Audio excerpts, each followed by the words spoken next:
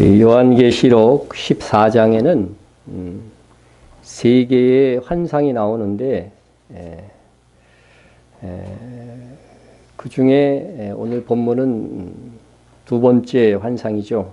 두 번째 환상인데 첫 번째 천사가 나오고 둘째, 셋째 천사가 나오는 내용이 둘째 환상입니다.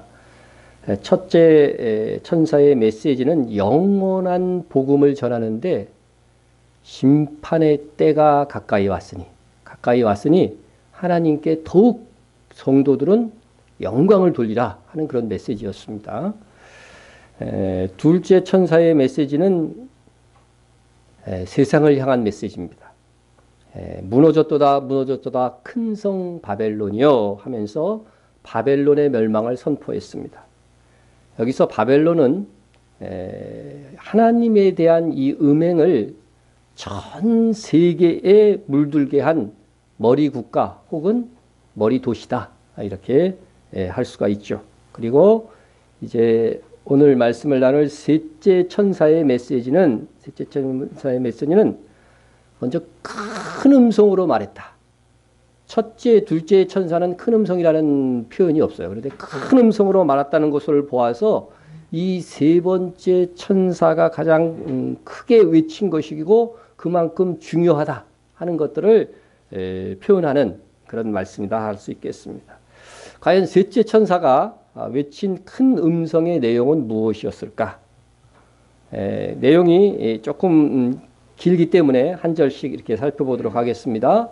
또 다른 천사 곧 셋째가 그 뒤를 따라 큰 음성으로 이르되 만일 누구든지 짐승과 그의 우상에게 경배하고 이마에나 손에 표를 받으면 짐승과 우상에게 경배하고 표를 받는 자들에 대한 메시지인데 여기서 보면 만일 누구든지 그랬어요. 만일 누구든지 이는 예외가 없다는 거죠. 예외가 없다는 것입니다. 우리 성경에 보면 누구든지 주의 이름을 부르는 자는 구원을 얻으리라. 그러니까 예수 그리스도를 믿는 자들은 그 중에서 뭐 구원을 받고 못 받고가 없어요. 누구든지, 그죠? 100% 예수 믿기만 하면 확실히 구원 받습니다. 마찬가지 이치입니다. 마찬가지. 이것은 누구든지 예외 없이 이 세상 나라 끝이 대해 심판을 받을 자들에 대해서 분명히 밝히고 있는데 그들이 누구냐? 누구든지 짐승과 그의 우상에게 경배하고 이마에나 손에 표를 받는 자들인 것입니다. 심판받을 조건은 크게 보면 두 가지죠. 첫째는 살아있는 짐승, 누구죠? 적그리스도죠. 적그리스도를 경배하고 그의 우상에게 경배하는 자들입니다. 둘째는 이마에나 손에 표를 받으면 그렇게 될 것이다 하는 것입니다. 이 두 가지는 별도의 행위이지만은 한 가지를 표현하는 것과 마찬가지다. 이런 말씀을 이미 드렸습니다. 왜냐하면 이마에나 손에 표를 받으면 그는 세뇌당할 수밖에 없고 그 뇌가 예수님에 대한 믿음을 가질 수 없도록 변질될 것이기 때문입니다. 이미 이거는 뭐 자세한 정보를 모르시는 분은 뭐 소설 같은 이야기다 이렇게 할 수 있겠지만은 이미 과학적 가능성에 대해서도 이미 우리는 충분히 살펴본 바 있습니다. 이렇게 일단 표를 받는 자는 어떤 심판을 받게 되는가 보시면 만일 누구든지 짐승이나 그의 우상에게 경배하고 이마에나 손에 표를 받으면 그도 하나님의 진노의 포도주를 마시리니 그 진노의 잔에 섞인 것이 없이 부은 포도주라. 이 하나님께서 진노의 포도주를 마시게 된다고 하는 이 표현은요, 하나님의 그 심판을 상징적으로 보여주는 그런 표현입니다. 포도주의 색깔이 무슨 색깔입니까? 붉은 피 색깔이죠. 그래서 이게 피를 하나님의 진노로 인해서 피 흘릴 수밖에 없다 그런 의미를 지금 담고 있는 것이죠. 근데 그 진노의 포도주가 어때요? 진노의 잔에 섞인 것이 없이 부은 포도주라 이렇게 되어져 있어요. 포도주에 포도주에 이제 마시기 적당하기 위해서 물을 이렇게 섞을 수가 있어요. 그죠? 물을 섞어서 좀 연하게 할 수 있는데 그렇게 섞인 것이 없다는 거죠. 그러니까 하나님의 진노가 이렇게 행해질 때는요. 창조 전까지는 그래도 하나님의 긍휼이 어느 정도 담겨지면서 심판이 있는 거예요. 근데 이 마지막 때의 심판은요. 하나님의 진노 그 엑기스 그대로. 그죠? 긍휼함이 전혀 없는 완벽한 분노의 하나님의 심판이 될 것이다. 이렇게 말씀하고 있는 것입니다. 예. 그래서 적그리스도와 우상에게 절을 하고 그의 우상에게 절하고 표를 받는 사람들이 앞으로 진노의 포도주를 마시게 되는 것에 구체적인 이 내용은요. 계시록 16장에서 나옵니다. 그 중에 미리 하나만 살펴보면은 어떤 진노의 포도주잔을 마시느냐. 셋째 천사가 그 대접을 강과 물 근원에 쏟음에 피가 되더라. 내가 들으니 물을 차지한 천사가 이르되 전에도 계셨고 지금도 계신 거룩하신 이여 이렇게 심판하시니 의로우시도다. 그들이 성도들과 선지자의 피를 흘렸으므로 그들에게 피를 마시게 하신 것이 합당하니라 하더라. 이 진노의 포도주라는 게 그 하나의 이제 7가지가 있는데 그 중에 하나가 하나님께서 이제 이 물의 근원들을 아주 피같이 만들어 버리는 거예요. 피같이 만들어 버려 갖고 그래도 그 물밖에 없으니까 이게 정수가 가능할지는 모르겠어요. 그 당시에 하여튼 거의 어쩔 수 없이 마시게 되는데 이게 그 사람들에게 하나의 심판이라는 거죠. 여러분 물은 우리가 매일 마셔야 되는 것인데 물이 오염되어져서 피같이 되는 것은 이건 굉장한 심판인 거죠. 이런 심판이 임해질 것이다 하는 것입니다. 이는 구약시대에 하나님께서 모세를 통하여 이미 부분적으로 행하셨던 그런 그 심판이었죠. 보시면 내가 하나님께서 네 손의 지팡이로 모세의 지팡이를 말하는 거죠. 네 손의 지팡이로 나일강을 치면 그것이 뭐로 변해요? 피로 변하고 나일강의 고기가 죽고 그 물에서는 악취가 나리니 애굽 사람들이 그 강물 마시기를 싫어하리라. 여러분 이미 나일강이 정말 이 이집트에서는 젖줄과 같은 것인데 이게 피로 변했으니까 그러니까 어쩔 수 없이 이 물밖에 마실 수가 없는데 악취가 나는 물이었다는 거죠. 그래서 싫어했지만 어쩔 수 없이 마실 수밖에 없는 것이 하나님의 재앙의 첫 번째 심판이었다고 하는 것입니다. 이런 것들은요 구약 시대에 있었던 이런 모든 재앙들은요 다 종말에 있을 일들을 미리 보여주는 그림자 바로미터와 같은 것이다 하는 것입니다. 우리 성경에 보면요 이미 있었던 것이 후에 다시 있겠고 이미 한 일을 후에 다시 할지라 해 아래는 새 것이 없나니 분명히 말씀해 주셨습니다. 그래서 오래전에 이 구약 성경을 잘 보면 종말에 있을 일들을 알게 되는 것입니다. 그러나 구약의 일들, 그 구약의 재앙들은 부분적으로 일어나요.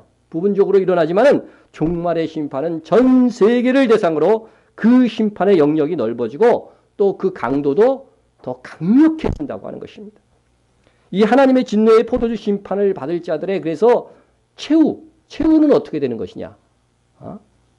거룩한 천사들 앞과 어린 양 앞에서 불과 유황으로 고난을 받으리니 그 고난의 연기가 세세토록 올라가리로다. 거룩한 천사들 앞과 어린 양 앞에서요 불과 유황으로 고난을 받게 될 것입니다.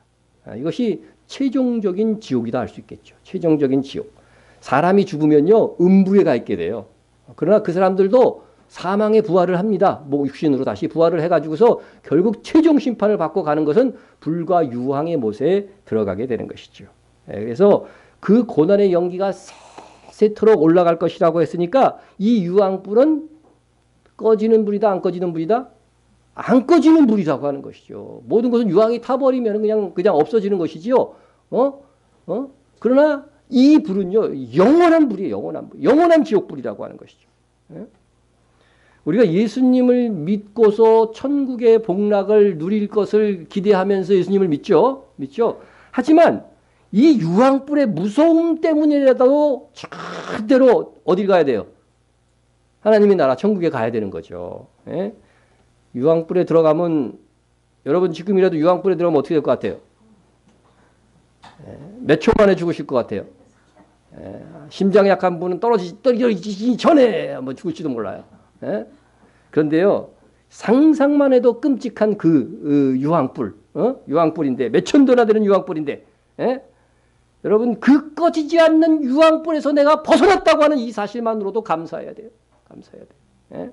뭐 상급을 뭐 더 많이 받고 적게 받고 그거 이전에 그 이 유황불에서 내가 벗어났다는 것만으로도 감사해야죠. 예? 그런데요, 이 지옥은요 어떤 것이냐 하면은 이 유황불 속은 지금은 그런 불 속에 들어가면 죽습니다. 그런데 그때 들어가면 어떻게 돼요?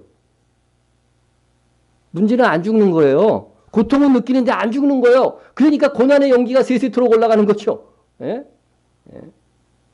여러분, 이러한 이 유황불못에 대한 이미지를요, 이미 구약시대에도 다 하나님께서 보여주셨어요. 언제 보여주셨어요? 유황불로 심판을 받는 지역이 하나 있었죠. 어디입니까? 그렇죠. 소돔과 고모라. 예? 여호와께서 하늘 곧 여호와께로부터 유황과 불을 소돔과 고모라에 비같이 내리사 그 성들과 온들과 성에 거주하는 모든 백성과 땅에 난 것을 다 엎어 멸하였더라. 우리가 이미 이 소돔과 고모라가 유황불에 완전히 덮인 것들을 사진으로 봤어요, 안 봤어요? 예, 이미 그 유물들이 지금 많이 발견이 되는데, 일반적으로 나오는 유황은 농도가 최고 용농도가 한 60%가 유황이라고 그래요. 그런데 여기서 나오는 이 소돔과 고모라를 덮었던 유황은 몇 프로? 99.8%. 거의 100%가 나와요. 그러니까 이것은 제조를 해야만 만들 수 있는 유황이에요. 그러니까 하나님께서 100% 유황불을 이렇게 떨어뜨린 거예요. 떨어뜨려가지고. 지금도 그 유황불에다 불 붙이면 그냥 막 불이 붙는다고 하는 거 아닙니까? 예? 유황불을 내리셨어요. 이것이 다 마지막 심판받을 자들이 들어갈 것들을 미리 하나님께서 부분적으로 그 지역을 해서 보여주는 거예요. 한 사람도 살아남지 못했어요. 그 속에서. 예? 그런데 예수님께서 마지막 심판 때에 그렇게 될 것이라고 하는 것을 이미 이 땅에 오셨을 때 말씀하셨어요. 보세요. 또 롯의 때와 같으니 사람들이 먹고 마시고 사고 팔고 신고 집을 짓더니 롯이 소돔에서 나가던 날에 하늘로부터 불과 유황이 비오듯 하여 그들을 멸망시켰느니라. 이 과거의 일들을 말씀하시면서 그 다음 뭐라 그래요? 인자가 나타난 날에도 이러하리라. 예? 예수님이 오실 때도 그저 우리에게는 구원이 베풀어지지만 세상에는 이러한 심판이 임할 것을 말씀하고 있는 것입니다. 예? 그때 소돔과 고모라에는 의인이 단 한 사람도 없었습니다. 예? 물론 이제 롯은 있었지만은 하여튼 멸망받는 사람들에게는 단 한 명의 의인도 없었어요. 그죠? 동성애가 범람했어요. 얼마나 악했는지 남자의 모습으로 온 천사까지도 동성음행을 하려고 했단 말이죠. 예? 그러나 의인은 소돔과 고모라에서 하나님의 은혜로 구출을 다 받습니다. 그죠? 소돔에서 구출을 받는 이 롯과 롯의 딸을 보면은 경건한 사람들 같아요. 아주 수준 높은 그리스도인 같지는 않죠. 그죠? 예? 그 소돔과 고모라에서 그 범죄하는 사람들을 보면서 가슴이 아팠지만 거기서 벗어나지 못했던 사람들이에요. 그런 거 보면 끝날에 하나님의 진노의 포도주 심판은 믿는 자에게는 임하지 않는다는 거예요. 소돔과 고모라를 통해서 그것을 보여주신 거예요. 그죠? 그래서 심판이 행하여지기 전에 그것에서 구출해 주시는 은혜가 있는 것입니다. 은혜가 있어요. 마지막 시대의 바벨론이 이제 어디가 될 것인지 나중에 배우겠지만 그 속에 그리스도인들이 있다면 하나님께서 어떻게 돼요? 구출해 나오시는 은총이 있을 거라는 거예요. 구출해 나오시는 은총이. 네. 자, 우리가 어린 양 예수님을 믿음으로 영원한 고난의 장소, 불과 유황에서 벗어난 것이 얼마나 감사한 것인지. 감사한 것인지. 영원한 유황 불못은 예수님을 믿지 않고 마지막 시대의 경고를 어기고 적그리스도를 따르고 표를 받는 자들이 들어가게 될 것이라고 성경은 말씀하고 있습니다. 자, 계시록을 통해 누가 먼저 이 유황불못, 최종적인 이 지옥, 그죠? 이 유황불못에 제1호로 들어갈 사람이 누굴 것 같아요? 1호로 들어가는 존재. 예? 마귀일 것 같아요? 땡이에요. 보세요. 성경에 나와 있어요. 나와 있어요. 보세요. 짐승이 잡히고 그 앞에서 표적을 행하던 거짓 선지자도 함께 잡혔으니 이 짐승은 누구예요? 바다에서 올라오는 짐승이었죠. 이 거짓 선지자는 어디서? 땅에서 올라오는 짐승이었죠. 거짓 선지자도 함께 잡혔으니 이는 짐승의 표를 받고 그 우상에 경배하던 자들 표적으로 미혹하던 자라. 미혹하던 자다. 거짓 선지자가 그 일을 했죠. 이 둘이 산채로 어디에요? 유황불 붙는 못에 던져지고 이 두 존재가요. 첫 번째 유황불못, 영원한 불못에 던져지는 자예요. 다른 사람들은 죽어서 부활했다 하는데 얘네는 산채로 그냥 집어 던져지는 것이 달라요. 그래서 가장 먼저 유황불못에 던져지는 자는 적그리스도와 거짓 선지자다. 이들은 놀랍게도 마귀보다도 산채로 유황불에 먼저 던져지게 되는데 마귀도 보세요. 마귀도 같이 가요. 여기에. 또 그들을 미혹하는 마귀가 불과 유황못에 던져지니 거기는 그 짐승과 거짓 선지자도 있어 세세토록 밤낮 괴로움을 받으리라. 그래서 적그리스도와 거짓 선지자가 먼저 가 있는 그곳에 그 유황불못에 마귀도 던져진다는 것입니다. 마귀는 예수님께서 천년 동안 이 세상 나라를 주님의 나라로 삼고 통치하신 후에야 유황불에 던져지는 것이기 때문에 적그리스도와 거짓 선지자보다도요 1000년 후에 던져지는 거예요. 1000년 후에 던져지는 겁니다. 예수님께서는 다시 오셔서 마귀를 이 유황불못이 아니라 어디다 가둔다고 돼 있어요. 거기까지는 안 배우긴 했지만 무저갱, 그렇죠. 무저갱에 가둔다고 돼 있어요. 무저갱. 그래서 무저갱에 가뒀다가 어떻게 돼요? 예수님의 통치로 막 번성해지고, 그죠? 우리 부활한 성도들은 뭐 결혼하지 않고 사는 것이기 때문에 그냥 번성하지는 않습니다. 그러나 세상 나라 사람들은 어떻게 돼요? 여전히 번성하는 거예요. 그래서 정말 1000년 동안 죽지 않고 하면 얼마나 많이 번성할까요? 예수님이 오실 때 세상 나라 심판 사람들은 많이 죽었을 거예요. 죽었을 것이지만 그 남아있는 사람들이 번창했는데 이 천년 왕국의 끝자락에 어떻게 된다고 그랬어요? 마귀를 잠시 풀어놓는다고 그랬어요. 이 마귀가 다시 이 세상 나라 사람들을 포섭을 해갖고 마지막 예루살렘을 향해서 또다시 마지막 한번 공격하게 되는 거죠. 그러다가 전멸을 당하는 거예요. 전멸을 당하는 것입니다. 그리고 나서 세상 사람들 죽었던 모든 믿지 않는 사람들이 사망의 부활로 부활해서 마지막 심판을 받고 전부 다 유황불못에 떨어지되 등급에 따라 떨어지겠죠. 등급에 따라 떨어지게 심판을 받게 될 것이다 하는 것들이 성경의 스케줄입니다. 이렇게 이 유황불은 마귀와 그 사자들을 위해서 예비된 것이에요. 예비된 것이에요.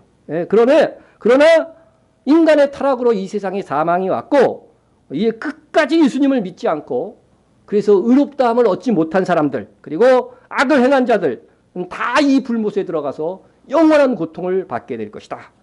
예수님께서 그래서 최후 심판에 대해서 이렇게 말씀하셨습니다. 또 왼편에 있는 자들에게 이르시되 저주를 받은 자들아. 오른편에 있는 자는 저주에서 벗어난 사람들이죠. 그죠? 왼편에 있는 사람들은 저주를 받은 자들아. 나를 떠나 마귀와 그 사자들을 위하여 예비된 영원한 불에 들어가라. 보니까 마귀와 그 사자들을 위해서 예비된 곳이에요. 원칙적으로. 그런데 그곳에 어떻게 돼요? 믿지 않았던 사람들, 그죠? 악행했던 사람들, 그런 사람들도 거기에 들어가게 될 것이다 하는 것입니다. 그래서 계시록에서 구체적으로 이 영원한 불, 유황불못에 들어갈 사람들을 어떤 사람들인가 알려주고 있어요. 그러나 두려워하는 자들과 믿지 아니하는 자들과 흉악한 자들과 살인자들과 음행하는 자들과 점술가와 우상숭배자들과 거짓말하는 모든 자들은 불과 유황으로 타는 못에 던져지리니 이것이 둘째 사망이라. 세상 사람들은 한 번 죽었다가 다시 부활해서 영원한 죽음으로 들어가게 됩니다. 그런데 세상 나라 사람들은 이 유황 불못에 들어가는 이 죄의 항목에 해당되지 않을 사람이 없어요. 그죠? 우선 믿지 아니하는 자들의 여기 다 해당돼요. 여기는. 그죠? 다 해당됩니다. 그러나 우리는 이 모든 저주에서 벗어난 하나님의 자녀들입니다. 우리가 정말 다시 말씀드리지만 천국의 복락을 뒤로 하고라도 이 영원한 고통의 장소에 들어가지 않는 것만으로도 얼마나 다행인지. 마음속으로 지금 그렇게 하세요. 아, 다행이다. 휴, 다행이다. 에? 여러분이 이 영원히 꺼지지 않는 유황불에 들어가지 않을 어린 양 예수님에 대한 확실한 믿음. 예수님에 대한 확실한 믿음이 있습니까? 예, 있습니까? 이것은 매우 중요한 거예요. 우리 인생에 성패가 달린 겁니다. 성패가 달린 겁니다. 예, 사실 우리가 사람의 중심을 다 정확하게 알 수는 없죠. 속으로 뭔 생각을 하는지 우리가 어떻게 알아요. 그죠? 서로서로. 예? 누가 예수님을 믿는다고 했을 때 진실로 예수님을 믿는지의 여부를 확실히 알 수가 없어요. 그러나 그 사람의 행위를 보면 그가 믿는 자인가를 확신할 수 있게 됩니다. 한 남자가 한 여자를 사랑하면은 그 마음을 어떻게 할 수 있어요? 행동하는 거 보면 알죠. 그죠? 괜히 와가지고 치근덕거리고, 그죠? 무슨 생일인데도 너무 사랑하는데 생일인데 그냥 지나가. 연애할 때 그럴 수가 있나요? 그럼 난리 나요, 난리 나요. 그죠? 여러분들 난리 안 났습니까? 난리 납니다. 그와 같이 사랑에는 분명히 사랑의 수고가 뒤따라 행동을 보면 안다는 거죠. 이와 마찬가지로 믿음도 마찬가지죠. 그 사람의 뭐를 보고 알아요? 행위를 보고. 행위로 구원받는 건 아니지만 믿고 난 다음에는 뭐예요? 행위를 보고 그 사람이 믿었는지 안 믿었는지 아는 거지 어떻게 알아요? 그래서 바울이 데살로니가 교인들도 그 사람이 정말 예수를 믿은 하나님의 택한 백성인지 행동을 보고 알았다고 표현하고 있어요. 너희의 믿음의 역사와 사랑의 수고와 우리 주 예수 그리스도에 대한 소망의 인내를 보니 우리 하나님 아버지 앞에서 끊임없이 기억하미니 하나님의 사랑하심을 받은 형제들아 뭐를 안다고요? 너희의 택하심을 아노라. 내가 영안을 열어서 탁 보니까 하나님이 너희들을 택한 자 이렇게 안 것이 아니고 그들이 믿음의 역사라는 일이라고 하는 단어예요. 믿음의 일들을 하고 사랑의 수고들을 하고 이거 예수에 대한 소망을 가지고 인내하는 그런 삶들을 보니까 너희들 정말 믿는 자다. 하나님의 택한 자다. 그렇게 인정할 수 있었다고 하는 것입니다. 그런데요. 참 애매한 경우도 있어요. 그죠? 예? 어떻게 보면 믿는 사람 같은데 어떻게 보면 안 믿는 것 같기도 하고 예? 말을 들어보면 믿어 분명히. 그래서 교회도 나와. 근데 말하는 것이나 행동하는 것을 보면 아닌 것 같기도 하고 예. 그런 사람 손 들어봐요. 내가 나를 봐도 좀 그렇다 그러신 분 손 들어봐요. 예? 예. 몇 분이 웃고 있어요 지금. 예. 다들 공감하나 봐요. 예. 참 쉽게 판단하기 어려운 경우가 있습니다. 예. 이렇게 모든 것을 판단하시는 분은 누구예요? 정확하게 판단하시는 분은 하나님밖에 없어요. 하나님밖에 없어요. 예? 한계를 가진 우리는 그 사람이 예수를 믿고 생명책에 기록된 하나님의 백성인지 확실하게 모르는 경우가 얼마든지 있습니다. 우리는 우리의 삶을 통해 우리의 믿음이 진실임을 스스로나 또 다른 사람, 다른 성도들에게 확신시켜 줄 수 있는 그런 삶을 적어도 살아야 됩니다. 적어도 살아야 됩니다. 그래야 진실로 안심할 수 있죠. 나도 내가 진짜로 믿는 건지 안 믿는 건지 모르겠어. 이렇게 돼서는 안 된다는 거죠. 근데요, 종말의 때가 되면 예수님을 진실로 믿는지 믿지 않는지 분명하게 가리워질 수밖에 없는 상황들이 많아지는 거예요. 많아지는 겁니다. 예? 특별히 종말이 되면요, 그가 생명책에 기록된 자인지 안 기록된 자인지는 짐승의 표를 거부하는가 거부하지 않는가로 확연하게 갈라질 것을 성경은 말씀하고 있어요. 일단 표를 받는 자는 다 예외 없이 어떻게 돼요? 구원에 이를 수 없다. 우리 계시록 13장에 분명히 나옵니다. 그 말씀이. 예? 표를 받고 나서는 구원의 기회가 없습니다. 다행스럽게 적어도 예수님을 믿는 자들 중에는 이 말씀의 경고를 따라 표를 받을 자가 없다고 분명히 선언하고 있는 거예요. 선언하고 있어요. 따라서 내 가족 중에 혹시 그때가 돼가지고서 표를 받았다.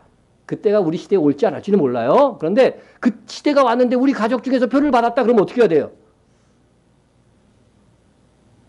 얘를 피해야 돼요. 얘를 피해야 됩니다. 얘가 없는 것으로 벗어나야 돼요. 예? 그 표를 통해서 적그리스도가 운영하는 이 슈퍼컴퓨터에서 보내오는 명령에 세뇌되어져서요. 믿는 자를 색출하고 고발하려고 할 것이기 때문에 그렇습니다. 예? 여러분 그것을 예상케 하는 이어지는 셋째 천사의 메시지들이 있습니다. 자, 짐승과 그의 우상에게 경배하고 그의 이름표를 받는 자는 누구든지 밤낮 쉼을 얻지 못하리라. 이렇게 말씀하고 있습니다. 적그리스도와 그의 우상에게 경배하고 그의 이름으로 된 이 표를 666이죠. 이 표를 받는 자는 밤낮 쉼을 얻지 못할 것이다. 이것은 최종적으로 유황불못에 가서 당할 괴로움을 말하는 거예요. 그러나 일단 표를 받고 나면 얼마간은 그 표를 받음으로써 누리는 많은 혜택들이 있어요. 많은 혜택들이 있어요. 뭐 건강상의 혜택도 있었고 매매의 자유로움도 있을 수 있고 그러나 이 적그리스도가 때가 되면 어떻게 한다고 그랬어요? 때가 되면 그 그리스도를 대적하고 성도를 대적하면 그게 달하는 그 순간부터는요 이 표를 받은 자들에게 밤낮 그들을 쉬지 못하게 만들 것입니다. 예? 표를 받은 모든 사람들을 쇠뇌시키고 동원하여서 성도를 박해하고 색출하고 고발하게 하여 그리스도를 대적하는 일에 동원할 것이기 때문입니다. 이때에 대해서 예수님께서는 이렇게 말씀하셨습니다. 그때 많은 사람이 실족하게 되어 서로 잡아주고 서로 미워하겠으며 거짓 선지자가 많이 일어나 많은 사람을 미혹하겠으며 불법이 성행함으로 많은 사람의 사랑이 식어지리라. 예, 정말 사랑이 식어지게 만들고 예수 믿는 사람들을 잡아주게 하는 이러한 역사들이 있을 것을 예수님도 말씀하셨다는 거죠. 예? 이때에는요 사람뿐만 아니라 아마 그 킬러 로봇 있죠. 킬러 로봇이 지금 막 연구되고 있어요. 사람을 죽이는 데 사용하는 로봇이죠. 킬러 로봇 사용되는데 그런 사람들도 사용될 것이다. 그런 생각이 듭니다. 이번 주 금요일 날 제가 서울경제신문을 봤는데 킬러 로봇 개발 중단하라 하는 그런 기사가 실렸더라고요. 그 내용을 보면 이렇습니다. 미 국방부는 지난해 알아서 장애물을 피하고 적과 아군을 구분할 수 있는 인공지능 기반 드론을 공개했다. 또 미 로봇 회사 보스턴 다이내믹스는 두 다리로 전장을 누비는 인간형 로봇 아틀라스를 개발해 선보였다. 명령을 내리면 로봇이 인간을 공격하는 일이 가능해진 것이다. 예. 저는 적그리스도의 이 세계 정부는요. 사람뿐 아니라 이러한 인공지능을 장착한 사람처럼 움직이는 킬러 로봇을 통해서도 성도들을 색칠하고 죽이려 할 것이라고 예상이 됩니다. 우리 송명희 시인의 표라는 그런 책을 소설을 읽으신 분들은 좀 이게 20년 전에 쓴 글인데도요. 이런 내용이 나와요. 이런 내용이 나와요. 예. 자, 그런데 이렇게 뉴스를 타서 그것이 정말 실질적으로 이제 이루어질 가능성이 있는 시대로 점점 가고 있다고 하는 것이죠. 이미 킬러 로봇은 개발은 되어 있다는 거죠. 예? 우리가 이미 짐승의 이름인 666으로 된 이 짐승의 표에 대해서 살폈습니다만은 이 표는 매매 기능과 더불어서 소형 자체 컴퓨터 기능까지 겸비될 가능성이 아주 높습니다. 지금은 쌀알 만한 컴퓨터가 이미 나왔다고 여러분 관심 있는 분들은 다 이미 뉴스 보도를 통해서 들으셨을 거예요. 그렇다면 더더욱 이 표를 받는 자들은 쉼을 얻을 수 없을 것입니다. 우리가 핸드폰을 옛날보다 핸드폰을 가짐으로 편해졌죠. 근데 불편해진 게 뭐예요? 가장 불편해진 거. 도대체 쉴 수가 없다는 거예요. 그렇죠? 어디 가서 그냥 이렇게 좀 들어놓고 막 이렇게 좀 쉬다가 가려고 해도 어떻게 돼요? 뭐가 와요? 연락이 와요. 요새는 카톡은 뭐까지 있어요? 받는지 안 받는지까지 알아. 이게 보고도 답장을 안 해? 이렇게 돼가지고서 쉴 수가 없어, 쉴 수가. 예? 예. 여러분,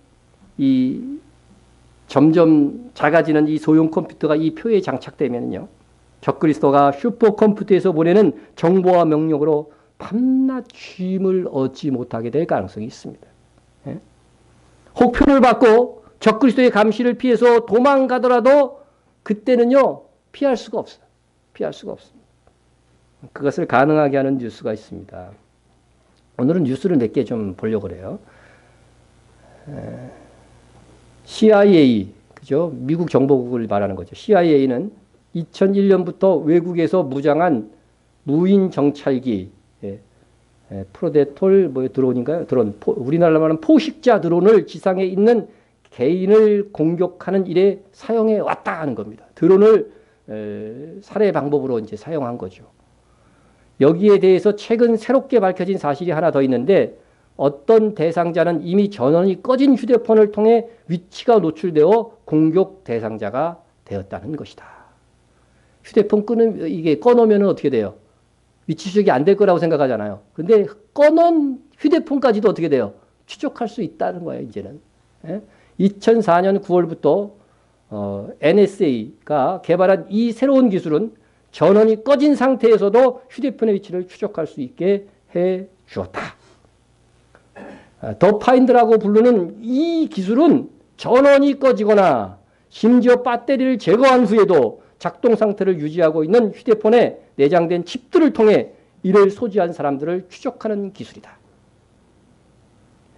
미국 국토안보부 휴대폰 위치 추적 담당자들이 운영하는 더 파인드를 통해 CIA는 이라크 알카에다 반란군과 같은 수많은 새로운 타켓들을 추적하여 제거할 수 있었다고 한다 한 것입니다. 그러면은요, 휴대폰 전화번호만 알면 어떻게 돼요? 그 사람을 찾아가서 어떻게 돼요? 드론이 찾아가서 그 머리 위에 폭탄을 떨어뜨릴 수 있다는 거예요. 이미 그러한 일들로 정적들을 제거했다고 이미 뉴스가 나온 겁니다. 나온 겁니다. 이제는 정말로 마음만 먹으면요, 도망갈 수가 없는 시대예요. 도망갈 수가 없는 시대예요. 그런데 이제 휴대폰이 아니라 휴대폰도 안 갖고 다니면 되잖아요. 그런데 표를 받으면 어떻게 돼요? 그건 표는 몸속에 있는 거니까 자동으로 추적이 되는 거예요. 버릴 수도 없는 거잖아요. 그렇게 된다고 하는 것입니다. 이제 휴대폰과 같이 칩이 내장된 칩이 휴대폰에도 있지만 요 표라고 하는 것이 오늘날의 칩으로 예상되는 거 아니에요. 이게 칩이 이제 우리 몸 안으로 들어오고 손등 위로 들어오고 이마로 들어오게 되면은요 24시간 정말 잘못하면 공격의 대상이 될 수 있다는 거죠. 만일 표를 받은 사람이 굉장히 멘탈이 강해. 아무리 세뇌시켜도 세뇌가 잘 안 돼. 그렇다고 그래서 반역하고자 한다면 이 표를 통해 뇌를 스캔하고 미리 생각을 알고 무장한 무인정찰기를 보내 공격의 대상으로 삼을 수 있는 것입니다. 그래서 이제 그때가 되면요 생각을 스캔할 수 있어요. 어떤 생각을 가질 때 뇌가 어떤 영상을 보인다. 이게 자료가 다 이미 축적이 돼 있어요. 그래서 그런 반란의 생각을 하고 있을 때 그 생각을 금방 읽을 수가 있어요. 이제는요. 뇌과학이 거기까지 간 겁니다. 그래서 공격의 대상이 될 수 있다. 그렇게 되면 그야말로 이 표를 받는 자는 누구든지 밤낮 쉼을 얻지 못하리라고 하신 성경의 예언이 문자적으로 이루어지는 겁니다. 이것이 가능하도록 오늘날은 사물 인터넷 시대로 가고 있습니다. 이는 사람이나 모든 물건의 칩, 곧 표를 받게 해서 온라인으로 연결하여 작동하는 겁니다. 이 성경이 말한 이 표가요, 사람만 아니라 모든 물건에도 다 받게 되는 거예요. 그러면 모든 물건도 다 추적되는 거예요. 그거 잊어버리지 않아서 좋겠다. 이런 혜택을 통해서 이루어질 것이지만은 이게 정말 악용이 되면은요, 무서운 감시장치가 되는 것입니다. 이미 2년 전에 몸을 로그인하라 하는 기사인데, 몸을 로그인하라고 하는 말은 몸에 칩을 받으라, 몸에 표를 받으라고 하는 것과 같은 말이니까 그렇게 이해하시고 한번 이 기사를 읽으시기 바랍니다. 지난 11월 말 스웨덴 스톡홀름에 있는 문신 가게에 8명의 손님이 들어갔다. 그들은 손등 피부 밑에 작은 RFID 칩을 심었다. 이 RFID 칩이 흔히 말하는 베리 칩이고, 그죠? 인체 칩이고, 뭐 그렇게 다 표현이 다른 것 뿐입니다. 이들은 RFID 칩으로 집의 문도 열고 스마트폰의 잠금 장치도 풀 수 있게 되었다. 또 아령을 들거나 뛰거나 잠을 자는 등 자신의 모든 행동이 자동으로 저장된다. 여러분, 이 칩을 받으면요, 집이 가까워지면요, 보일러가 집에서 작동이 되는 거예요. 이렇게 다 이제 서로 연결이 되는 거죠. 그런데 중요한 것은 뭐냐면, 아령을 들거나 뛰거나 이런 것들과도 다, 그죠? 우리 손목에 몸만 차고서 이렇게 막 뛰면은 몇 보 걸었는지 다 나오잖아요. 그와 같이 이 표를 통해서 그 사람이 잠을 자는 시간이나 행동하는 모든 것들이 다 저장이 되는 거예요. 모든 정보가 다 저장이 되는 것입니다. 결국 그의 모든 행동은 적그리스도가 알고자 한다면요, 언제든 볼 수 있게 되는 거죠. 이 시대가 되면. 여러분 계속 기사의 내용을 봅니다. 뇌 해마에 메모리 칩이 연결되어 있어 읽는 건 모두 저장되고, 이 공부하는데 이거 한번 읽고서 책 그 다음 페이지 넘기면 어떻게 돼요? 앞에 거 잊어먹는 여러분들은 굉장한 이게 혜택이에요. 그죠? 읽는 건 모두 저장되고, 모르는 건 뭐 바로 인터넷에 접속해 검색하는 요약한 내용을 알려주기까지예요. 그냥 생각 속에서 알려주는 거예요. 예? 나노봇이 뇌 속에 들어가 생각과 기억을 클라우드에 업로드하고, 예? 여러분 기억을 더 이렇게 첨가시키는 걸 말하는 거예요. 생각만 하면 전화도 걸어주고 문자도 보내준다.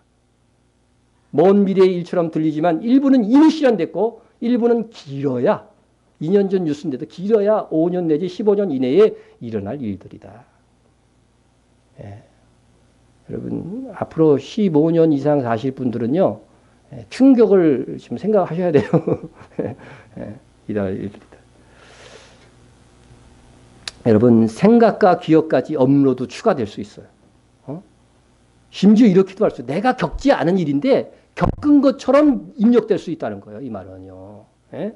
적그리스도는 표를 받은 사람의 생각을 세뇌시키고자 한다면 지속적으로 정보를 보내 업로드하려고 할 것입니다. 그러면 표를 받은 자들은 밤낮 쉼을 얻지 못하게 되는 것이죠. 예, 계속 기사를 읽습니다. 예. 만물이 하나로 연결돼 통제되는 만물 제어 시대가 다가오면서 사람도 사물 또는 인터넷에 빠르게 연결되는 중이다. 손이나 팔 등 사람 손에 심은 칩으로 신호를 보내 문을 열거나 불을 켜는 사례는 이미 많다.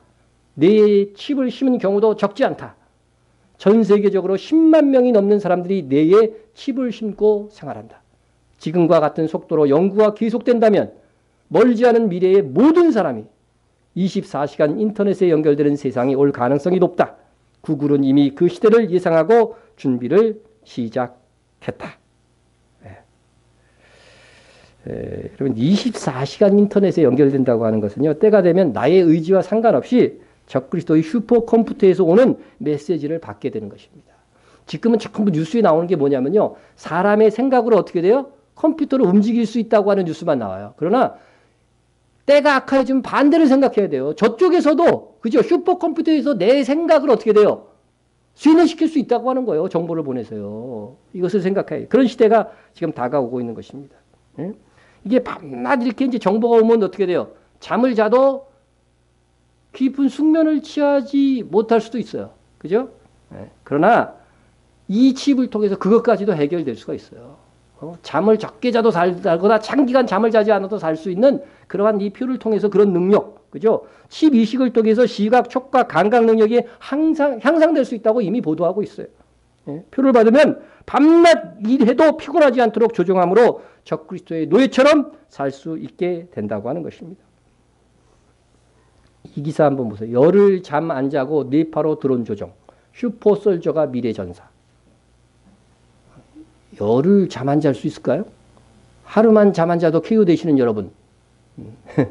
여러분 이게 이러한 슈퍼솔저, 군인을 지금 미국에서 만들어낸다는 거예요. 군인들. 그래서 미국 국방부는 초능력을 지닌 슈퍼솔저를 양성하기 위해 막대한 예산을 쏟아붓고 있다. 그래서 이제 슈퍼솔저 8대 프로젝트인데 이 상당히 진행됐더라고요. 그래서 그 군화를 신으면요 2m씩 뛰어 한 번에. 무릎에 손상이 없이 2m씩 뛰어. 그러니까 웬만한 장애물을 막 뛰어넘는 거죠. 뭐 우리 사람 키만한 그런 장애물들은 뛰어넘으면서 달리는 거예요. 그리고 무거운 것도 질할 수 있도록 외부 골격이 형성돼 갖고요. 가고 그리고 이 티셔츠와 같은 그런 옷을 입으면요, 그게 방탄 효과가 있어요. 막 그런 것들 지금 개발하고 있는데 그 중에 한 가지만 제가 한 프로젝트 중에 하나만 소개시켜드립니다. 장기간 작전을 수행해야 하는 군인에게 잠은 그야말로 가장 참기 어려운 일이다. 미 국방고등연구계획청은 고래와 돌고래처럼 뇌 절반만 잠을 자게 하고 하는 방법을 찾고 있다. 이미 장시간 잠을 자지 않아도 되는 유전자 변형 생지를 만드는 데까지 성공했다. 예, 잠 안 자는 질을 만들어냈다는 거예요. 예? 그와 같이 정말 이제는 과학적인 기술을 통해서도요, 장기간 잠을 자지 않고 임무를 수행할 수 있도록 이렇게 만들 수 있는 그런 시대가 되었다 하는 것입니다. 이런 군인들을 만들어내려고 지금 애쓰고 있다고 하는 거예요. 예? 여러분 현재의 베리칩도 유전자 변이를 시키는 것이 가능하다고 하는 것들을 우리는 이미 많이 정보를 알고 있습니다. 그렇다면 결국 잠을 자지 않고 적그리스도의 노예처럼 밤낮 쉬지 못하고 일하게 될 가능성이 있습니다. 여러분 이번 주 수요일 SBS 그 뉴스에 이런 게 나오더라고요. 예. 이게 서로 뭐 이거 밴드를 하나 차고 있죠. 시계 같은 밴드를 이렇게 차고 있는데 요 밴드를 찬 사람끼리 서로 악수를 하면요. 거기에 다 컴퓨터가 다 들어있는 거예요. 악수를 하는 순간 뭐가 어떻게 되냐면요. 명함이 서로 교환되는 거예요. 자동으로. 이게 뭐 따뜻한 첨단 기술에 갖고 소개를 하는 것인데 여러분 이게 칩을 박은 사람들은 다 또 동일한 효과가 있는 거예요. 다 같이 여기에서 밴드에서 있는 그런 기능들을 다 가지고 있는 거죠. 다 같이 이 표에. 그러면 악수만 하면 어떻게 돼요? 서로를 아는 거죠. 전화번호 따려고 노력할 필요 없어요. 물론 이제 자기가 공개 안 공개를 자기가 선택할 수 있을지는 모르겠어요. 그런데 이렇게 다니다가 내 주변에서 접촉했던 사람, 손을 만졌던 사람들은요, 나중에 정보를 보면 다 정보 안에 들어있는 거죠. 그죠? 다 축적이 돼 있는 거예요. 표를 받은 사람끼리는. 그래가지고서 결국 적그리스도는 이것을 알면은요, 그 사람이 만난 사람까지도 다 추적할 수 있다는 거죠. 예? 오늘날도 수사할 때 어떻게 해야 돼요? 그 사람의 전화 온 사람 있잖아요. 그러면 그 전화 온 사람을 또 조사하죠. 그죠? 그래가지고서 범죄인을 수사할 때 그렇게 하는 거죠. 그렇게 하는 거죠. 예? 최근에 그런 뉴스들이 좀 나왔죠. 예, 우리 뭐 자유한국당 홍준표 씨가 그 뭐 자기 사찰했다고 그랬는데 왜 사찰했느냐? 그 사람이 아는 지인이 무슨 범죄를 저지른 거지. 그러니까 그 전화번호에 거기가 들어있었던 거예요. 전화 공개. 그러니까 이쪽도 이렇게 누군가 검사를 하는 거죠. 근데 이 표를 받으면요, 자동으로 이게 다 된다는 거예요. 그러니까 이게 24시간 완벽한 감시 체제에다가 그가 만난 사람, 가는 곳, 그가 한 행동들 이런 것까지 다 감시할 수 있어요. 그러니까 밤낮 쉼을 얻지 못하는 거죠. 예? 여러분 이미 우리에 대한 정보는요, 슈퍼컴퓨터에 벌써 차곡차곡 쌓이고 있어요. 예? 여러분 나에 대한 수많은 정보가 나도 의식하지 못하는 사이에 거의 반영구적으로 없어지지 않고 지금 차곡차곡 쌓여지고 있다고 하는 것을 아십니까? 뭐 인터넷을 안 하고 나이 든 세대는 모르겠지만은 이 젊은 세대는 여러분에 대한 모든 정보들은 이미 다 후에 적그리스도가 이거 사용하려고요. 빅데이터로 다 지금 쌓아가고 있는 거예요, 사실은요. 예? 2011년 막스 슈렘스라고 하는 오스트리아의 한 법대생이 페이스북에 이제 가입해서 이제 이 사람은 이제 인터넷을 하는 사람이에요. 페이스북에다가 자신에 대한 정보를 모두 달라고 하는 소송을 냈어요. 도대체 나에 대한 정보를 페이스북에서 얼만큼 갖고 있느냐? 그렇게 해서 냈는데 안 주지요, 안 줘. 그래서 4년간의 법대생이니까 4년간의 법적 투쟁 끝에 이겨서 페이스북에서 자신에 대해서 가지고 있는 정보를 다 받아갔어요. A4 용지로 몇 장쯤 됐을까요? 예? 다 이게 뉴스에 나온 거예요. 여러분 안 읽어서 그렇지. 예? 무려 1200장이었어요. 한 사람에 대한 정보가 1200장 페이스북에서 갖고 있는 거예요. 페이스북에서만 그만큼 갖고 있는 거예요. 또 네이버에서 또 우리 같으면 네이버에서도 갖고 있을 거, 페이스북, 구글에서도 갖고 있을 수 있는데 이제 이 정부가 이것들을 강압적으로 다 우리가 취합하겠다 하면은요, 엄청난 정보가 되는 거죠. 적그리스도의 시대는 그렇게 될 거예요. 네? 이 정도면은요, 나보다 나를 더 잘 아는 거예요. 아, 저 사람은 뭘 좋아하고 취미가 뭐고 뭐 어떤 생각을 가지고 있고, 예? 그 다 알게 되는 거죠, 이제는. 예? 예?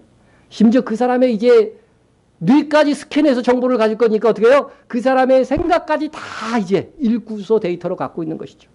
예? 예? 그래서 그 사람의 뇌를 보면은요, 예수를 믿는지 안 믿는지도요, 알게 되는 거예요. 알게 되고, 그래서, 일단 이 표를 받는 사람들은 예수를 안 믿는 사람이기 때문에 예수를 믿는 사람의 뇌처럼 될 수 없도록 차단하는 그러한 상태로 그 뇌를 만들어 버릴 가능성도 있다는 거예요. 그래서 표를 받는 사람들은 무조건 지옥 간다 이렇게 돼 있는 거예요, 사실은 성경에. 예? 그러나 참 그리스도인은 칩을 받지 않을 것이기 때문에 그 생각이 해킹되는 일이 없을 것이다 하는 것입니다. 하지만 그때에 표를 받지 않는 것은 예수님을 믿는 자라고 여겨져서 갇힌 박해를 당하게 될 것입니다. 성도들의 인내가 여기 있나니 그들은 하나님의 계명과 예수에 대한 믿음을 지키는 자니라. 여러분 지금 표에 대한 이야기하고 있다가 우상숭배에 대한 이야기하고 있다가 갑자기 무슨 말씀이에요? 성도들의 인내가 여기 있나니 그들은 하나님의 계명과 예수에 대한 믿음을 지키는 자니라고 하는 이 말씀이 갑자기 나오는 이유가 뭡니까? 예? 여러분 이 말씀은요 계시록 12장 마지막 절과 연결된 거예요. 계시록 11장, 이제 12장, 13장, 14장 이거는요 설명을 위한 것이지 같은 시대에 다 일어나는 일들을 얘기하는 거예요. 예, 자 보십시다. 계시록 12장 마지막 절을 용이 여자에게 분노하여 돌아가서 용이 누군지는 다 알죠? 마귀입니다. 그 여자의 남은 자손 곧 하나님의 계명을 지키며 예수의 증거를 가진 자들과 더불어 싸우려고 바다 모래 위에 서 있더라 했습니다. 자, 이 여자는 누구라고 그랬어요? 교회, 그죠? 교회라고 했습니다. 교회. 자, 이 여자가 해산의 수고를 통해서 아들을 낳았습니다. 아들이 누구라고 그랬어요? 14만 4천을 포함한 이기는 자라고 그랬죠. 이게 하늘로 다 승천한다고 그랬죠. 이게 휴거예요. 이기는 자들입니다. 이기는 자들이 승천. 그런데 그 용이 이기는 자들을 삼키려고 했지만 휴거돼서 못 삼켰어요. 이게 정말 예수 잘 믿는 사람들이거든요. 이 사람들은. 삼키려 했지만 못 삼켜서 휴거되니까 못 삼켰어요. 근데 휴거되지 않은 그리스도인들이 이 땅에 있어요? 없어요? 있죠. 그래서 그 여자의 남은 자손이라는 거예요. 그 여자의 남은 자손. 그 남은 자손과 뭐 하려고 써요? 싸우려고 바다 모래 위에. 바다는 세상 열국을 얘기한다 그랬죠? 상징적으로. 세상 열국에 있는 그리스도인을 대상으로 이제 싸우려고 하는 거죠. 싸우려고 하는 것입니다. 예? 그래서 이렇게 용이 휴거되지 못한 성도들과 싸우게 되는데 어떻게, 어떤 방식으로, 어떤 문제로 싸우느냐? 그것이 계시록 13장과 오늘 본문에 설명되고 있는 것입니다. 이 휴거되지 못하고 남아있는 성도들은 대환란의 고난의 풍부 속에서 연단되어 서서 휴거된 성도 못지않게 정말 순교의 피를 흘릴 정도로 강한 그리스도인으로 연단이 됩니다. 예? 그래서 계시록 12장의 여자의 남은 자손이 계시록 14장에 인내하는 성도들인 것을 분명히 알 수 있어요. 보세요. 그 여자의 남은 자손 곧 하나님의 계명을 지키며 예수의 증거를 가진 자들. 이 표현과 성도들의 인내가 여기 있나니 하나님의 계명과 예수에 대한 믿음을 지키는 자들. 같은 표현이죠. 예? 여자의 남은 자손이나 인내하는 성도들이나 그 설명을 보면 그들이 누구냐가 똑같아요. 그죠?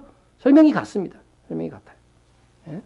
그러므로 12장의 여자의 남은 자손이나 14장의 성도들이 동일하게 하나님의 계명과 예수에 대한 믿음을 지키는 자들이라고 이 설명되고 있으니 예, 여러분 용과 싸우는 여자의 남은 자손이 인내하는 성도들이다.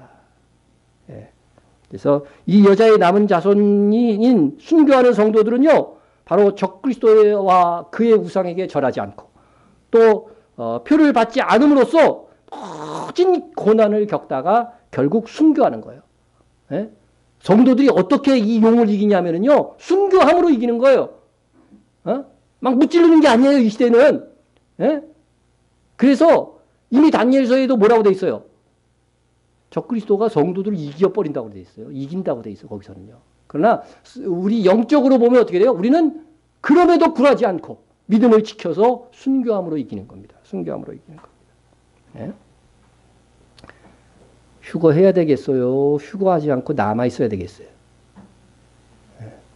언제 주님이 오셔도 휴거될 수 있는 상급을 얻을 수 있는 여러분이 되시기를 바랍니다. 예. 남아있는 성도도 일단 예수를 믿는 성도들은 다 순교의 경지까지 이룰 수 있도록 연단이 됩니다만 모진 고난은 당하게 될 것이다 하는 것을 말씀하고 있는 것입니다. 예. 자, 그래서 이 땅에 거하는 모든 자에게 666 매매의 표를 받게 하는 시대의 성도들은 적그리스도를 거절하고 표를 받지 않는 것 때문에 말할 수 없는 박해를 받게 돼요. 예?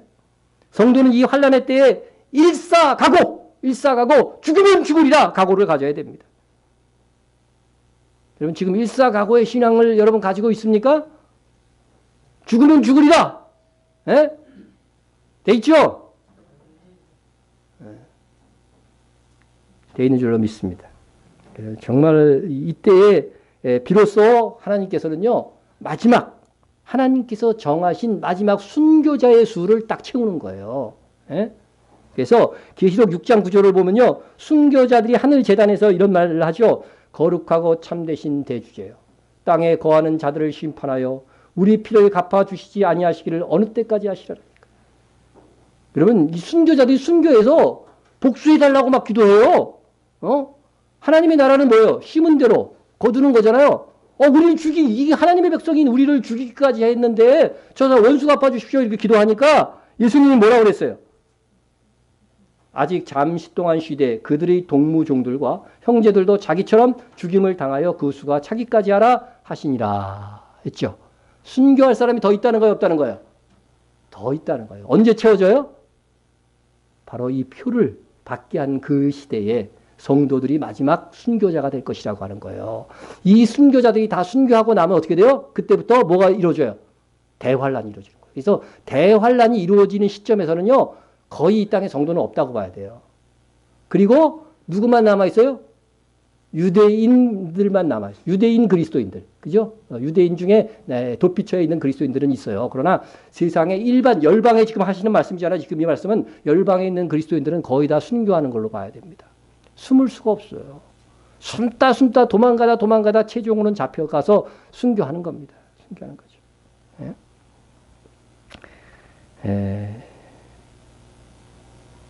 이때에 하나님께서 영광을 받으시고자 한 모든 순교자의 수를 채워주실 것입니다. 이 순교자의 수가 채워지고 땅에 거하는 자들에게 보복하는 것이 바로 뭐냐? 영원한 복음이다 하는 것입니다. 성도와 특히 순교자들에게 복된 소식은 원수들이 영원한 심판을 받게 된다는 것입니다. 그동안 참고 억울했던 모든 것이 풀어지는 때가 될 것입니다. 아마 그것을 다 하늘에서 목도하게 하실 것입니다. 하늘에 있는 순교자들조차도 이때의 이 심판의 장면을 보고 기뻐할 것입니다. 주의 심판으로 말미암아 시온 사람 기뻐하고 유다의 딸들은 즐거워할지로다. 의인들은 악인들, 특히 성도를 죽인 자들에 대해 심판을 보게 될 것입니다. 오늘날 우리는 심판자가 아닙니다. 하나님만 심판하시는 분이십니다. 우리는 단지 하나님께 심판하심을 요청할 수는 있습니다. 그러나 그 심판이 아직 이르지 못하는 것은 양면성이 있어요. 두 가지 이유가 있다는 거죠. 그건 뭐냐면 정말 이들이 이렇게 악함에도 불구하고 하나님이 심판하지 않고 정말 그리스도인들을 정말 처참하게 죽이는 일이 세계 곳곳에 일어남에도 불구하고 하나님께서 참고 계시는 이유. 첫 번째 이유는 아직도 회개하고 주께로 돌아올 자들이 있기 때문에 그래요. 그들을 기다리시는 거예요. 주의 약속은 어떤 이들, 이 주의 약속은 뭐예요? 주님께서 다시 오시겠다는 약속이에요. 주의 약속은 어떤 일이 더디다고 생각하는 것처럼 더딘 것이 아니라 오직 주께서는 너희에 대하여 오래 참으사 아무도 멸망하지 아니하고 다 회개하게 이르기를 원하시느니라. 하나님께서 택한 모든 자가 돌아오기까지 기다리시는 거죠.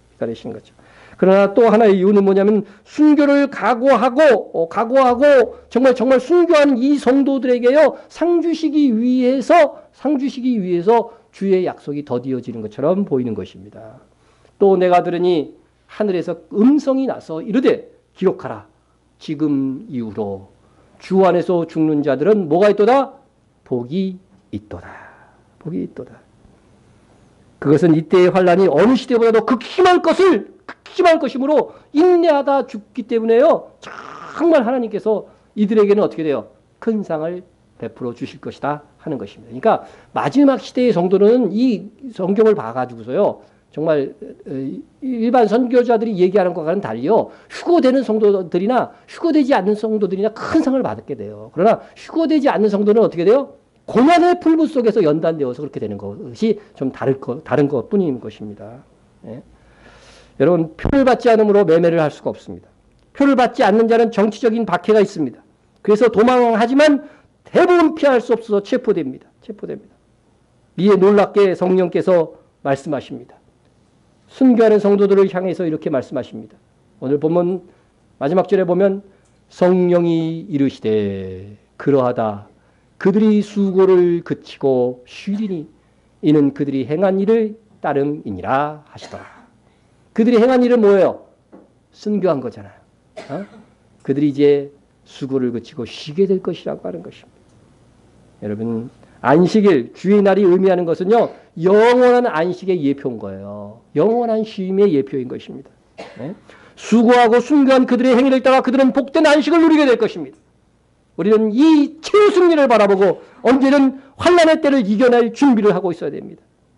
그래서 마지막 시대가 될수록요, 미지근한 신도가 되면은요, 이건 정말 믿지 않는 신도일 가능성이 많게 되는 거예요. 왜냐하면요, 마지막 시대의 교회가 라오디아 교회잖아요. 라오디아 교회 하신 말씀이 뭐예요?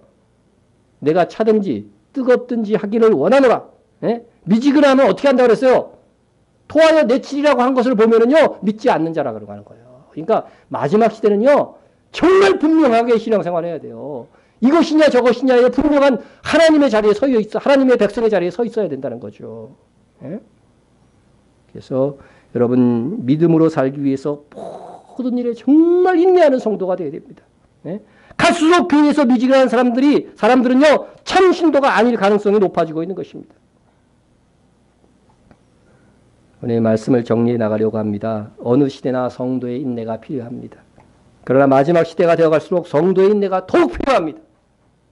이미 세계 곳곳에는 예수를 믿기 위하여 죽음을 각오해야만 합니다. 이미 수없이 많은 순교자들이 매년 추가되고 있습니다. 여러분 1년에 기독교 신자들이 예수를 믿는다는 이유 때문에 몇 명 정도 순교할 것 같아요? 여러분 예상해. 들려오는 뉴스나 이런 걸로 봐서. 예? 가장 최근 뉴스를 여러분 소개시켜 드릴게요. 2016년 작년이잖아요. 기독교가 가장 핍박받는 종교로 나타났습니다. 이게 기독교가 이렇게 세계화되어 있어도요, 가장 핍박받는 종교라는 거예요. 순교자 수는 약 9만 명에 달했다고 영국 크리스찬 투데이가 30일 보도했다. 올해 9만 명의 기독교인이 목숨을 잃은 것은 슬픈 소식이지만 그나마 지난해 10만 5천 명보다 줄어든 수치이다. 그러니까 한 해에 오늘날 10만 명 내외의 순교자들의 수가 채워지고 있는 거예요, 지금. 우리가 매주 박해받는 성도들을 위해서 기도하죠. 그 기도 꼭 매주 넣어야 됩니까? 여러분들이 생각할지 모르겠지만은요. 이게요, 다 제가 꼼수가 좀 있어요. 순교자들의 대열에 우리도 조금이나 좀 발을 좀 얹어보려고. 그렇게 하는 거예요, 여러분. 예? 보세요. 성경에 이렇게 되어 있어요. 선지자의 이름으로 선지자를 영접하는 자는 선지자의 상을 받을 것이요. 의인의 이름으로 의인을 영접하는 자는 의인의 상을 받을 것이요. 순교자, 박해받는 성도들 위해서 기도하면 우리는 뭐예요? 그 상을요, 조금 언저리라도 받을 수 있다는 거예요. 에? 얍삭한 수지만요, 여러분들 제가 이렇게 기도 제목 넣어갖고 여러분 혜택 많이 볼 겁니다. 에? 에? 그래서 허투루 기도하지 마시고 정말 마음을 다해서 그 영혼들, 그들을 위해서 기도해 주시기 바랍니다. 예? 그러나 우리나라는 예수님을 믿는 것에 대한 박해가 현재로서는 거의 없다고 봐야 됩니다. 그러나 믿는 자들이 참으로 성도답게 살아가는 것에는 점점 어려워지는 시대입니다. 미혹이 있고 조롱이 있고 견제가 있고 경제적인 어려움이 있습니다. 그러나 어떤 경우에도 우리는 주 안에서 삽시다. 주 안에서 죽는 자들이 되지 못한다고 해도 주 안에서 사는 자가 되어야 됩니다. 어쩌면 주 안에서 죽는 것보다도 사는 것이 더 힘들지도 모릅니다. 바울은 주 안에서 사는 것을 어떻게 표현했냐면요. 나는 날마다 죽노라. 여러분, 주에 대해서 날마다 죽는 것이요, 주 안에서 사는 것이고, 그래서 우리는 항상 순교할 수 있어요. 항상. 오늘 우리가 읽은 교동문에도 그게 나오죠. 항상 우리가 예수 안에서 죽는다는 표현을 쓰는 거예요. 그래서 항상 주 안에서 죽는다. 그래서 우리의 순교는 날마다 사실상 이루어져야 된다고 하는 것입니다. 내 욕망, 내가 하고 싶은 것 다 하면서 예수를 믿으면요, 이건 정말 미지근한 신앙이에요. 예? 마지막 말씀을 드립니다. 여러분, 우리 모두 다 같이 다시 오실 우리 신랑 예수님께 부끄러움이 없도록 지금 이후로 믿음으로 살며 성도의 인내를 보이시다. 예, 우리 통성으로 한번 기도하겠습니다. 날마다 죄에 대해서 죽는 세상을 이기는 성도가 되게 하소서. 기도하시고요. 믿음으로 살고자 절제하고 인내할 수 있도록 위해서 기도해 주세요. 그리고 죽으면 죽으리라. 일사각오의 신앙으로 세상을 살아가게 하옵소서. 기도해 주시고요. 나라를 위해서 기도해 주시고 한국교회가 조금 이스라엘에 대해서 눈이 띄어질 수 있도록 여러분들 기도해 주시고요. 선교사들을 위해서 다 우리 주보에 있는 대로 기도해 주시고요. 이름이라도 한 번씩 부르란 말이죠. 그리고 이스라엘의 두 교회와 그 두 교회의 지도자들을 위해서 기도해 주시고요. 북한과 또한 세계 박해받는 세계 성도를 위해서 기도해 주시고요. 우리 교회 부흥과 목회자와 성도 간 중보를 위해서 기도합니다. 통성으로 기도합니다. 사랑의 하나님 아버지 감사합니다. 아버지 하나님이여, 우리는 날마다 죽어야 되는 상황입니다. 죄에 대한 욕구가 우리